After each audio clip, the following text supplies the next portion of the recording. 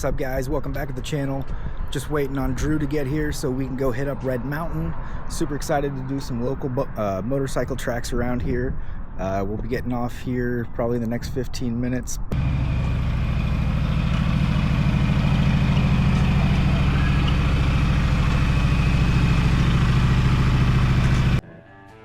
So Drew and I didn't know exactly which road we were going to take this morning. We had a general idea that we were going to be in the Red Mountain area. It was very fortunate that given the perfect weather we had, the old Inland Empire Highway was our choice. We had an easy route out through Benton City. We took the approach going from Benton City west towards Prosser. Digging into the history of the Inland Empire Highway, it was really fascinating to find out kind of where it came from and how it came to be. I can easily say this is one of the most beautiful roads I've driven, whether by vehicle or by motorcycle. The Inland Empire Highway was a state highway route through central and eastern Washington. It was authorized and named in 1913. It linked the small communities of Verdon, northeast of Cle Elum and Kittitas County, and Laurier on the Canadian border in Ferry County, via circuitous route through Ellensburg, Yakima, Pasco, Walla Walla, Spokane, and Colville.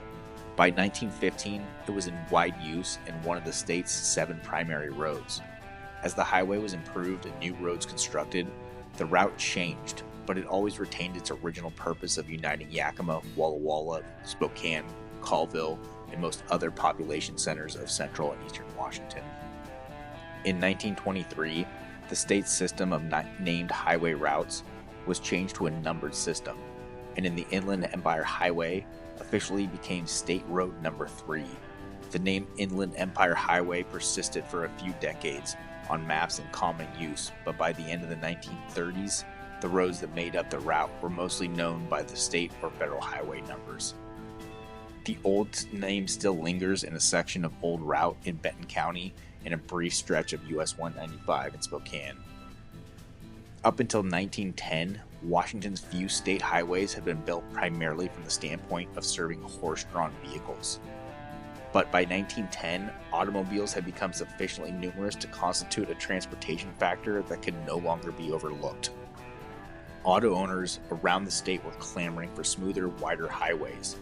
The germ of the idea for the Inland Empire Highway route came in 1911, when the Washington State Goods Road Association endorsed a plan for building 4 new state highways, one of which was a road east through the Yakima Valley across the Columbia River to Walla Walla and then to Spokane. The association urged the state legislature to issue bonds to cover the cost. The name Inland Empire Highway was already being bandied about in 1912, a year before the state legislature formally appropriated the funds for the highway. In August 1912, members of the Spangle Commercial Club placed 3-foot-wide signs reading Inland Empire Highway over 30 miles of the road running north through Spangle to Spokane. The signs were the result of a friendly controversy between the commercial clubs of Spangle and Fairfield, located some 10 miles farther east, over which town the proposed route would go through.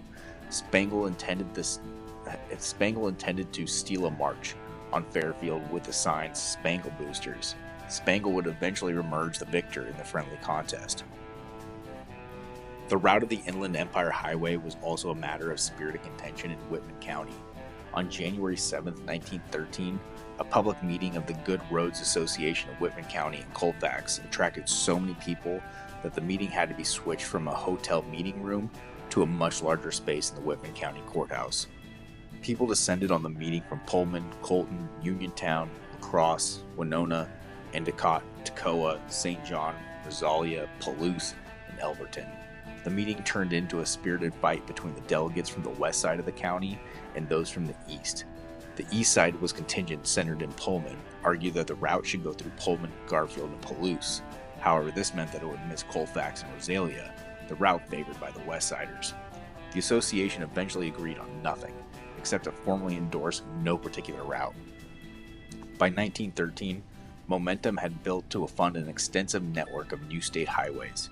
The 1913 legislature established a tax levy for 2 highway funds, one called the Public Highway Fund and another called the Permanent Highway Fund. It also adopted a new system of names. as opposed to numbers for the state's 7 primary roads. As a result, the north-south route on the west side of the state was given the Pacific Highway. The east-west route from Seattle to Spokane via Blewett Pass, Wenatchee, Waterville, and Davenport was called the Sunset Highway. The proposed route through Ellensburg, Pasco, Walla Walla, and Spokane was christened the Inland Empire Highway. Eastern Washington newspapers, editors, and other boosters of the region had already been using that somewhat grand term, so for the decades to describe their region, it only fit. Such a circuitous route, dipping south almost to the Oregon border and nearly touching the Idaho border before angling backward westward, might seem odd to us today. However, it linked most of the cities of any size in central and eastern Washington: Ellensburg, Yakima, Kennewick, Pasco, Walla Walla, Dayton, Colfax, Pullman, Spokane, Colville. Work on the Inland Empire Highway began in 1913. Some parts of the route consisted of already existing roads, which were improved and stitched together under the route's new name. Other parts of the Inland Empire Highway were constructed from scratch. Bids on grading were let out all through 1914. In April of 1914, 300 men were working on the road, 120 between Spokane and Spangle, 150 between Spangle and Rosalia, and 30 on a stretch of West Walla Walla. By 1915, the Inland Empire Highway was well established and was clearly marked out on the state's official road map. In the route's earliest incarnation, it began in Kitticass County at the tiny junction of Verdon, a few miles northeast of Clay Elum. Because there was a spot From where there, it split off, the Inland the Empire Sunset Highway went through which Ellensburg continued and north then over a Blue ridge Pass. into the Wennes Valley and onto North Yakima, which shortly dropped the north and became simply Yakima. From there, the highway followed the Yakima Valley down to Kennewick, where it crossed the Columbia River into Pasco. From there, it went into Burbank, Wallula, and Walla Walla. Then it turned northeast to Waitsburg and Dayton, where in an apparent compromise between Whitman County's two factions, the Inland Empire Highway split into two routes. The eastern route went east to Clarkston, Uniontown, Pullman, and Palouse. The western and more direct route went north to the Snake River and Central Ferry, and then on to Colfax and Steptoe. The two routes met up again at Rosalia and continued north to Spokane. From there, the Inland Empire Highway turned northwest to Chewelah, Colville, Orient, and finally the Canadian border. The entire route was described in a state-produced book titled The Beauties of the State of Washington, a book for tourists, written in 1915 by Harry F. Giles, the Deputy Commissioner of the state's Bureau of Statistics and Immigration. In it, Giles allows that the state's rapidly developing system of roads, which finally consummated, will rival in skillful engineering and commercial importance of the French highways. He cited the Inland Empire Highway as one of the 5 most important state's routes. Here is Giles' description of the Inland Empire Highway. Quote, "At Ellensburg, the Sunset Highway connects with the Inland Empire Highway, a southern route to Spokane via Walla Walla. Following the Wennes Valley to North Yakima, it continues southeast through the Union Gap and along the Sunnyside Canal, the largest irrigation ditch in the state, where a splendid view of the valley with Mount Hood in the distance appears. From Prosser, county seat of Benton County, an entrance to the Horse Heaven country, the road drops toward the Columbia River and soon reaches Kennewick, the home of early strawberries, and Pasco, the county seat of Franklin County. The Inland Empire Highway leads on to the beautiful city of Walla Walla, but at Dayton, the quaint county seat of Columbia County, it divides, uniting again near Rosalia, 25 miles south of Spokane. The shorter route trends northeast, crosses the Snake, and passes through Colfax, county seat of Whitman County, in the rich Palouse Valley. The other branch penetrates extensive barley, wheat fields, enters Pomeroy, county seat of Garfield County, and Clarkston on the eastern boundary line, named for the great explorer. Bending northward, it transects irrigated lands and wheat fields, enters Pullman, home of the State College, Palouse, Garfield, and Oaksdale, joins the other branch at the country boundary line, and soon reaches the outskirts of Spokane. The Giles book includes a 1914 state road map, which shows the route of the Inland Empire Highway. However, this map shows the route turning northeast at Kettle Falls and continuing along the later route of SR 25 up to the Columbia River through Northport, all the way to the Canadian border near the town of Boundary in Stevens County. Every other official description of the Inland Empire Highway specified that it terminated at Laurier, Ferrier County, bordered town about 20 miles of boundary, following the later route of US 395, which the Inland Empire Highway also followed between Spokane and Kettle Falls. In fact, the state's official road map from the year 1915 clearly shows the Inland Empire Highway terminating at Laurier. Until 1925, the Inland Empire Highway also served as a part of the route of the Yellowstone Trail, an early auto route from Minnesota to Puget Sound via Yellowstone National Park. A photo of the Inland Empire Highway in the Giles book makes it clear that the different standards applied to the term highway in those days. It shows a stretch of road 10 miles east of Walla Walla, straight and well graded but clearly graveled. Concrete paving was still an experimental stage and barely existed on the state's highways.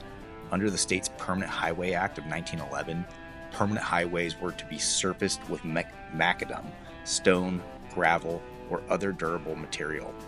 This changed in the 1920s and 1930s as the route started to be paved section by section. In 1931, a crowd of 4,000 people turned out in Colfax to celebrate the opening of an all-hard surface road to Spokane. More than 4,000 people were in attendance. A newspaper noted that the original 1913 appropriation was only for light gravel. The state's official road map of 1931 shows about half the route paved and only half consisting of oil macadam, which was broken stone bound with heavy road oil. Meanwhile, new bridges on the route were replacing the old ferry crossings. The Snake River Bridge at Burbank opened in 1921. The Pasco-Kennewick Bridge across the Columbia opened in 1922, and the Central Ferry Bridge opened in 1924. In 1923, the state legislatures approved a numbering system for the state's highways.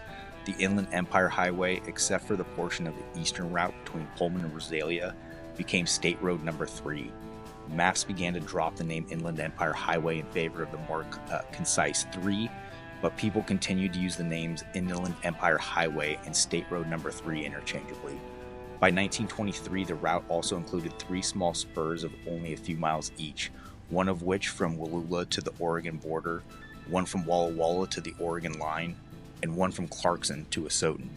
In 1925, the road from Pullman to Colfax was also added to the Inland Empire Highway State Route Number 3 route. The term State Road Number 3 was changed to Primary State Highway Number 3 in 1937. The route of PSH, or Primary State Highway, retained essential configuration over the next decades. Ellensburg to Walla Walla and Spokane to Laurier were also examples of this. Yet as roads improved and new ones were built, the route was redefined and simplified. A 1924 state road map shows that the Inland Empire Highway no longer went through the Wennes Valley from Ellensburg to Yakima. It went directly from the Yakima River Canyon. Also by 1924, the split between the eastern and western routes took place at Dodge, a small junction about 20 miles north of Dayton. The western terminus of the Inland Empire Highway also changed between 1931 and 1933. A 1933 state road map shows the new direct road had linked Clay Elum and Ellensburg. This allowed the route of the Inland Empire Highway to begin at Teenaway, just east of Clay Elum, instead of the old junction at Verdon. The stretch down the Yakima River Canyon between Ellensburg and Yakima was paved in 1932, vastly improving that slow and twisting portion of the route. Today, a historical marker on Canyon Road near the entrance of the canyon commemorates that portion of the Inland Empire Highway. Also, a new northern spur was added when a new road was built in 1937 from Northport up the Sheep Creek drainage to Patterson. The Spokane Daily Chronicle called this the completion of the Inland Empire Highway. By this time, a new federal highway numbering system had come to being, and many parts of the old Inland Empire Highway route were included in the U.S. highway system. By the 1930s, the familiar U.S. highway shield became the dominant marker almost of all the route. As of 1939, a driver on the old route driving west to east would have been driving US 97, 410, 295, 195, and of course the iconic 395. The term Inland Empire Highway, which has not been the official name since 1923, had vanished from most maps by the 1930s. It was still used by residents, but as the decades went by and as new interstate freeways began to replace many parts of the old route, the term faded away. By the end of the 20th century, drivers wishing to travel to the cities along the old Empire Highway We're doing so via Interstates 90 and 82, and US 12, US 195, and US 395. Most of the old eastern route through Pullman and Palouse was now part of the state's highways 27 to 271. The term Inland Empire Highway lives on in several places. On some maps, Interstate 82 through Yakima Valley still retains the informal name Inland Empire Highway. Some 21 miles of roadway from Grandview through North Prosser to Benton City along the north side of Yakima River is officially named the Old Empire Highway. This is the stretch that Drew and I drove today. A stretch of the 4-lane US 195 in the southwest Spokane is officially called the South Inland Empire Highway, an echo of the route's old name. However, the name has vanished from the vast majority of the route, which now buzzes with high-speed traffic. The auto-driving pioneers who braved the Inland Empire Highway gravel back in 1915 would be astonished at exactly how fast a driver can now penetrate directly into the heart of the interior of their, quote, empire. Alright guys, well that's going to wrap up today's episode. I really hope you found everything about the history of the Old Inland Empire Highway fascinating. I know I'm a little biased because I'm from this area and I have family in Yakima, so I've ridden through the valley my entire life. If you've never been to Prosser, I do highly recommend stopping in. They have a very quaint, charming, old western style downtown that is perfect for great eating. Great place to grab a drink, move your legs, take a break. There's tons of stuff to explore within that area, beautiful riverside views. So definitely feel free to get lost in Prosser. They deserve all the tourist business they can get. We're working our best to bring you more local food reviews. So if you're a business interested in having some short form content or media produced, it doesn't necessarily have to have a review involved with it, but we are doing our best to put our cause to good. And if we can help local businesses that are interested in having tourists or motorcycle riders stop in, please feel free to reach out through the channel. We have an email available and would love to talk to you about free ways that we can help get your business some more exposure. As always, remember to like, subscribe, and all of that does a tremendous amount to keep this channel alive and moving forward. We're dedicated to doing our best to bring you new content every week. Due to some technical difficulties, we have a lot of episodes that are backlogged because we could not get them uploaded. This is just a warning in advance that there may be some batch uploads of multiple videos just here in the next month to get us caught up. We will continue to schedule content on a regular basis, but always check with us on our Instagram to get the most up-to-date information. That's it, guys. Feel free to enjoy the views of downtown Prosser and just our small journey into Parrilla Donitas, a phenomenal Mexican restaurant that was our ultimate stop. So Drew and I just got off the Old Inland Empire Highway. We took it out of Benton City all the way up to Prosser. We're stopping now at Parrilla Donitas and gonna fill up for some food. Beautiful ride today, weather couldn't be better. Let's do it.